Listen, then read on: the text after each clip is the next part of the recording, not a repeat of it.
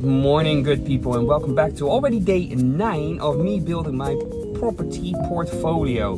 I had such a tongue twister, I keep saying that wrong. Property portfolio. Anyway, we have a very exciting day.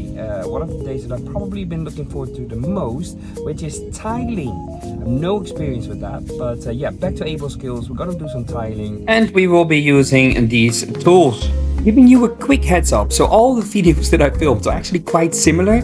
You see me measuring tiles, cutting tiles, placing tiles. So instead of me just continuously showcasing what I'm doing, you just have to look at the video that I'm sharing here whilst I talk you through my key takeaways of the course.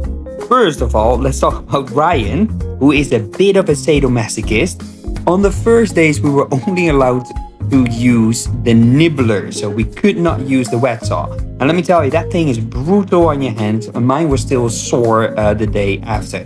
But they do say that if you can master the nibbler, you basically got tiling in the bag. So what were my biggest learnings? First up, to always measure the center of the area that you're going to tile.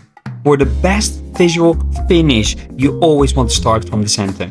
And once you've marked it out, you can decide whether to tile from the center of the room or center of the specific tile that you use. A proper tiler also thinks about the length and how much waste each layout will create. Kind of key stuff here.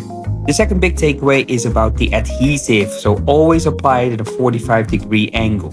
Now, I personally prefer buttering the back of the tile rather than applying it straight to the wall. For me, it just felt cleaner and more precise, although it does take a little bit longer, but again, it's worth it in my opinion. Now for a little magic trick, or at least that's how it felt like, the diagonal cuts.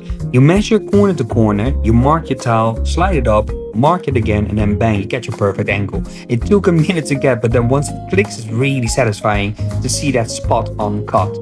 I'm going to skip over the learnings from the floor and the window specifically, but I do want to give you a little tip about the grouting. The grouting itself is quite easy, but I think the sponge work really matters. So use a lightly damp sponge, go around in small circles, flip it and then go again. And then you would rinse and smooth in straight lines. Now for the polish, it's almost the same idea. Damp sponge, use straight lines down, flip and repeat. And once dry, you just buff it up with a dry cloth and that's it.